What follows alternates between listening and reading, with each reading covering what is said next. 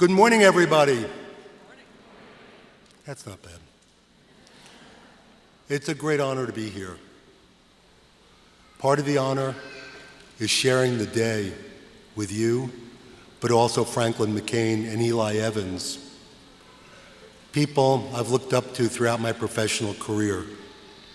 It's also an incredible honor to be at UNC Asheville, the liberal arts college of the state, which I really believe is the jewel in the UNC crown. And Ann Ponder, who I deeply admire and has done an extraordinary job as chancellor. So look, I have been told the class of 2014 is the best in the entire history of this institution.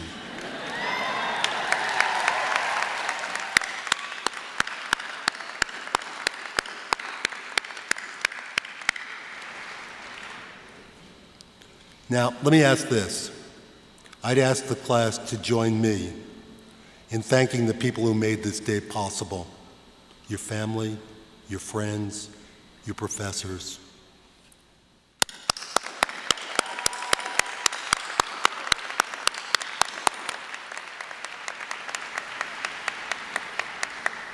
I can't imagine a better Mother's Day present.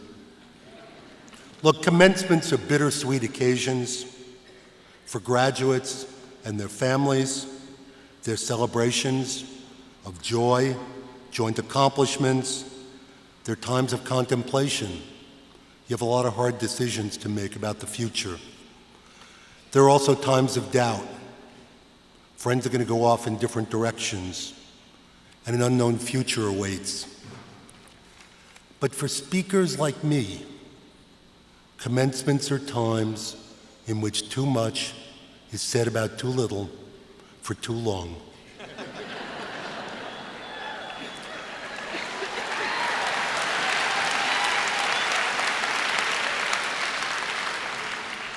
I plan to be merciful today. Pretty merciful. 2-3 hours and I'm out of here. I'm only going to speak for a few minutes, but I promise it'll seem much longer. I want to talk to the graduates. I want to talk to you about what happens Monday morning. You, we, are living through a period of profound, swift, unceasing, unprecedented economic, demographic, technological, and global change. Economically, this country's moving from an industrial to an information economy. And what it means is that jobs requiring low levels of education, they're disappearing. They're moving abroad. The fastest growing jobs in North Carolina and around the country require more education and higher skills than ever before in history. Because the change is so swift, they require a liberal arts education. Nowhere are these changes more apparent than in North Carolina. Traditional industries, manufacturing, apparel, textiles, furniture, they're rebounding, but you know what? They're hiring fewer people than they did in the past. They're being driven by technology. But new industries are booming. Science, technology, the professions, the areas most of you are going to enter. Unfortunately, North Carolina isn't ready for this world. More young people need to graduate from high school and to complete college. And we desperately need your help to make that possible. Demographically, Americans are moving. They're moving to North Carolina and the Sun Belt. They're changing color. By the middle of this century, whites are going to be a minority of the population. They're aging. We're going to see massive retirements and growing demands for social services in the years ahead. And they're coming from abroad. 1 out of 9 Americans today is an immigrant. We need your help. We need your help as part of the most diverse generation in U.S. history. We need you to help knit together a deeply divided nation. New technologies are burgeoning. God, the number of Americans with cell phones rose from 0.1% to 91% in 25 years. In 15 years, Google went from an idea to 6 billion searches a day. In 25 years, the number of web pages went from 1 to 1 billion. New technologies are changing everything. How we're born, how we die, how we live our lives, how we date, how we shop, how we entertain ourselves, how we pay our bills, how we communicate, how we study. The pace of change is only going to increase. When you look back to this period technologically, it's going to seem primitive. We need your help.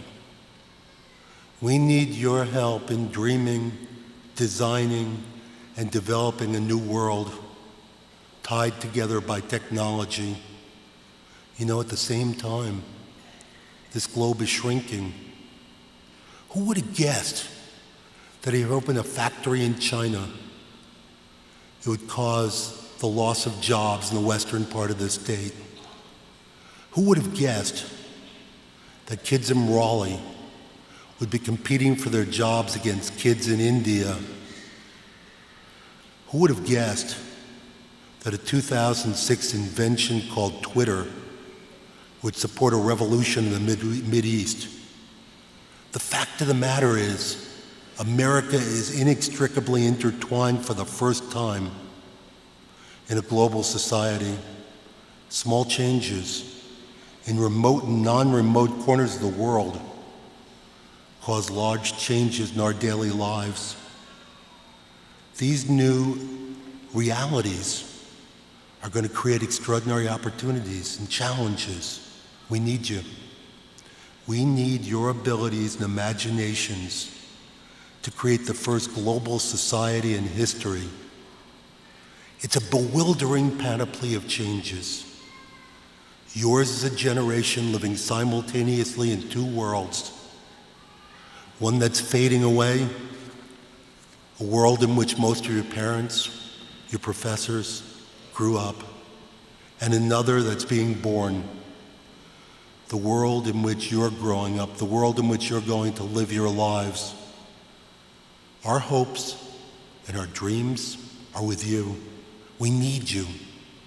We need you to build this new world, to make it better than today's. This afternoon, this morning,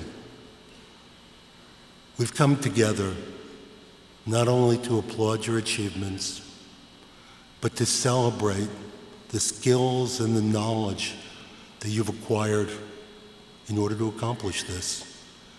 It's reassuring to know that tomorrow is in your hands, most days. Today I want to wish you 3 blessings that are going to enable you to fulfill this promise. The first is hope. I'm not talking about blind or rosy-eyed hope, but the hope necessary to live every day of your life and to hold tight to your dreams. I was doing a study of undergraduates around the country, and I met a young woman, and I asked her, "What are you majoring in?" And she said, "Business." And I said, "Do you like it?" She said, "No, I hate it." I said, "What would you rather be majoring in?" She said, "Dance." And I said, "So why didn't you major in dance?"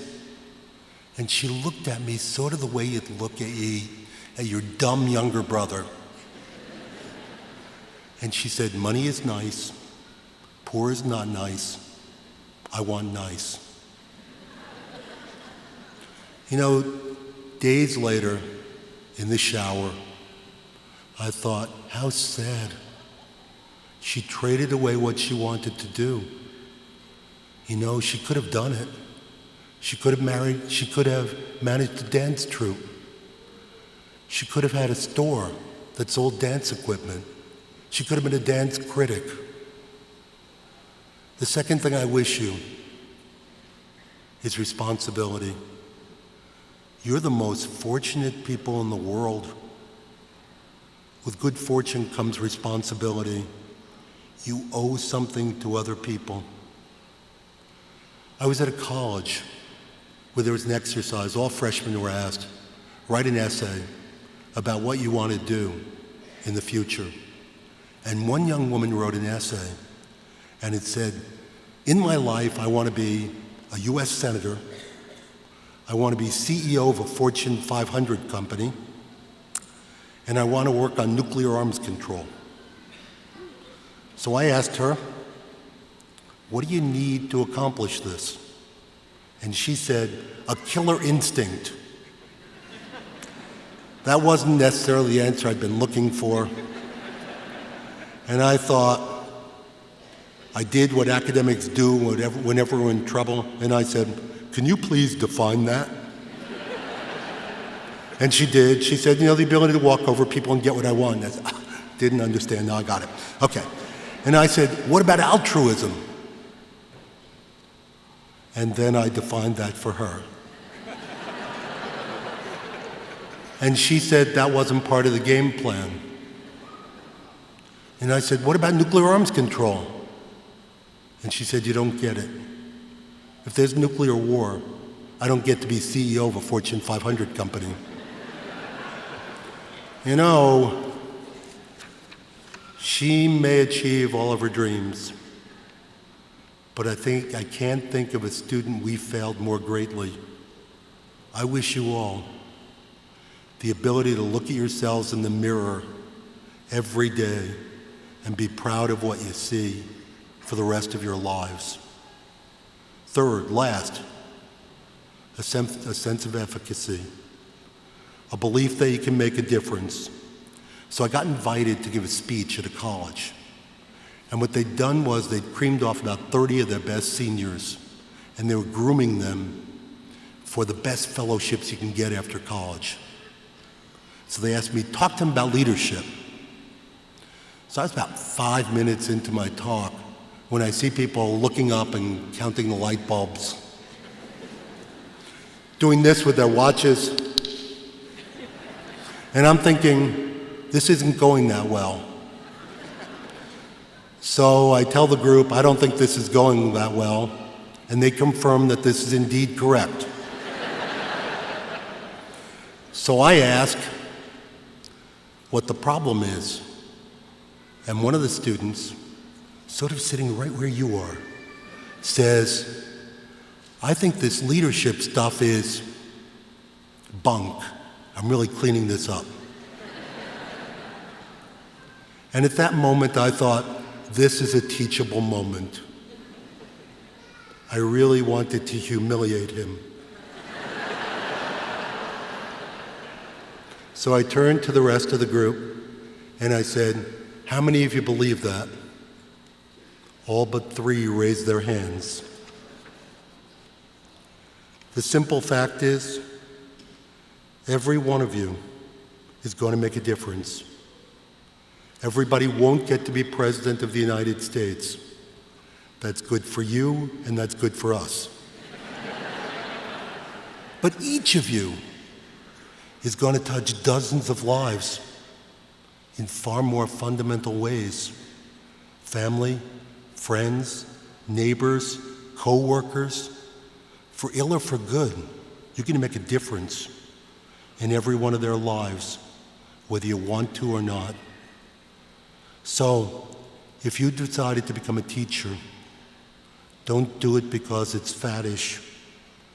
Tomorrow is going to require teachers committed to keeping the American dream alive and extending it to all of our children. You can make a difference. If you've decided to become a doctor, a lawyer, enter another profession, don't do it for the money. Tomorrow is going to require leaders who want to help heal a pained nation and a troubled world. You can make a difference. If you decided to go into business or politics, don't do it for the power. Tomorrow is going to require leaders and followers who care deeply about our shared agenda together. You can make a difference. I don't care if you want to be the butcher, the baker, the candlestick maker. You can make a difference. Making a difference is your birthright. No one can take that away from you. Don't give it away. Tomorrow morning is going to require hope, responsibility, and a sense of efficacy. I beg you, please be the people who'll make that commitment, because no one else can. Congratulations.